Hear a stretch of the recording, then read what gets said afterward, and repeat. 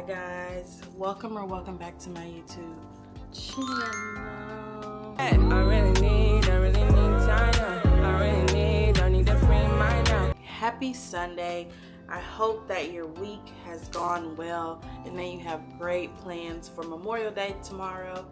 I had a great reading week, so I wanted to tell you guys about it. But before we get into what I actually finished, let's start with the two books that I DNF'd. I DNF'd Silver Elite by Danny Francis, and I haven't seen anyone, at least that I follow, that enjoyed this book, so I'm not in the minority here with my thoughts. She has these powers, which who doesn't in a romantasy nowadays, fighting against other people to keep those powers a secret. I think we did meet the love interest. He gave nothing. I didn't even want to stick around for that. The edges are pretty.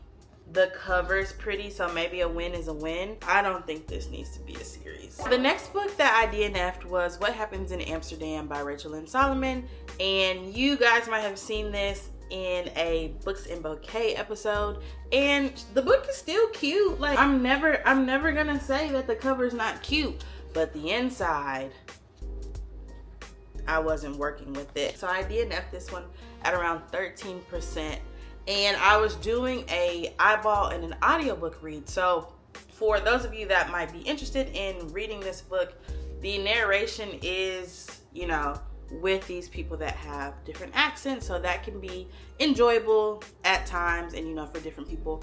For me personally, it was so much and I couldn't stay focused, and I haven't been able to finish a Rachel Lynn Solomon book. Maybe this author's not for me. Yee! Okay, let's talk about what I actually finished. I finished 2 books and 1 novella, and they all got 5 stars. The first book that I read and that I loved was Mr. Swoony by Piper Rain. It's summertime. I'm in the mood for just happy, thoughtless romances, and that's exactly what I got. In this story, you follow Eleanor and Connor, and Eleanor was getting married, but she meets Connor on I think the night of her bachelorette, and they have this instant connection and they fall in love. I think what I appreciated about this story was the healthy communication.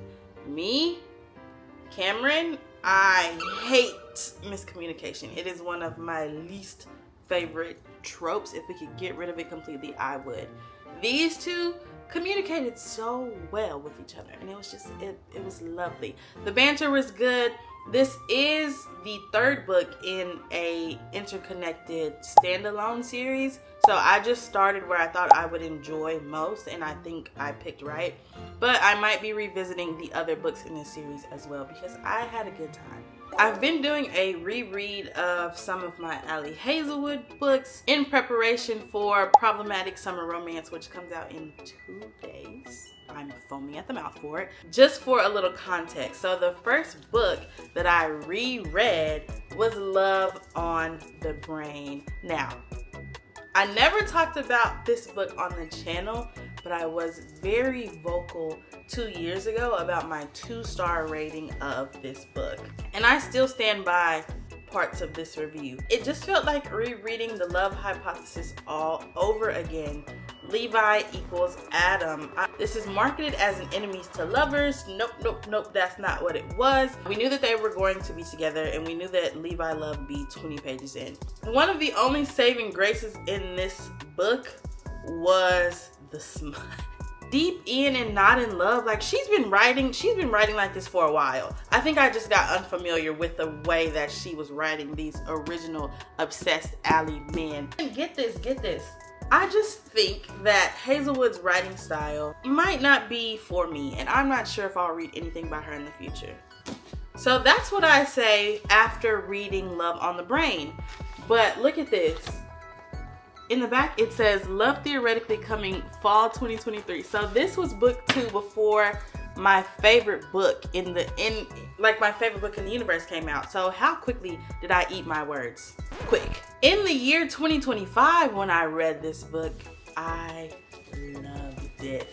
Okay, I just think maybe I didn't understand be in her sense of humor when I read it the first time. Now maybe being like in a different part of my life, I'm also a PhD student. She's like fresh out of PhDs, but she was funny. I liked it. I liked Levi. I felt like the banter was there. I had an issue with the hidden identity trope in the way that it was sort of put in the book the first time I read it. I thought that there was no way that these two people didn't know that they were communicating with each other. However, on my reread, it felt like a little more believable. This is a book that started as a 2-star read, but now is a 5-star read in my opinion. I think I will reread all of them and see where this one is placed. And I think, hear me out, I think it might be better than Not in Love, maybe. I'll let you guys know when I reread it. And then the final 5-star that I have from this week was Stuck With You, and this is also by Ali Hazelwood. We're still rereading. I reread Stuck With You first because that was the one that I gave 5 stars the first time, so I knew that I liked it, and I just wanted to, you know, relive the vibes. One thing that I found interesting about this story is that Ali has been writing these men the way that she has from the beginning. There has always been an obsessed Ali man, and that's something that she's always gonna do. I think that after reading some of her newer releases, particularly these 3, Bride, Deepen, and Not in Love, they felt more smutty. So you kind of was like, oh, Ali, like, wow, who knew you were writing like this? No, she has been this way from the beginning, and I have to respect the grind. So Stuck With You is about miscommunication between a civil engineer and her rival, but the way that this miscommunication is done is like in a way that doesn't bother me. So because it's a novella, everything is kind of packed, you know, compactly into 100 pages. So when we meet our main characters, they're on this elevator and you feel the tension. The elevator gets stuck and they haven't spoken in 3 weeks after having what seems to be a great day, a great night, and now neither of them like know why they haven't talked to each other.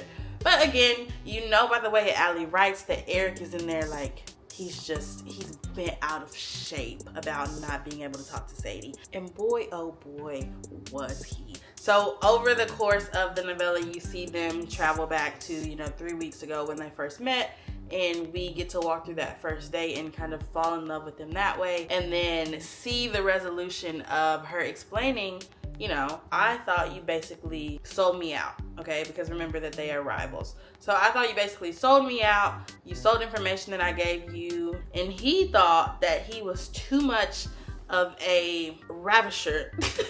Like that they were together, that she was scared off.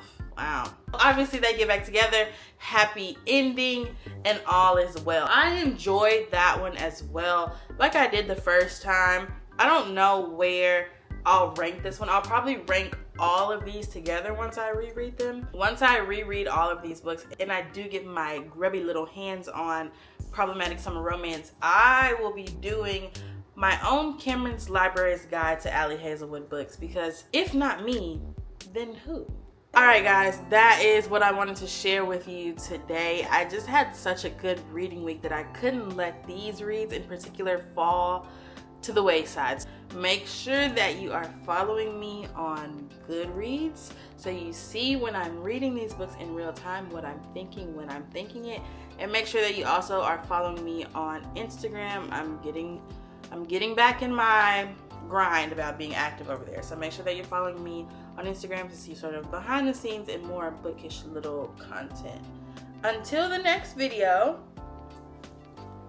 keep reading.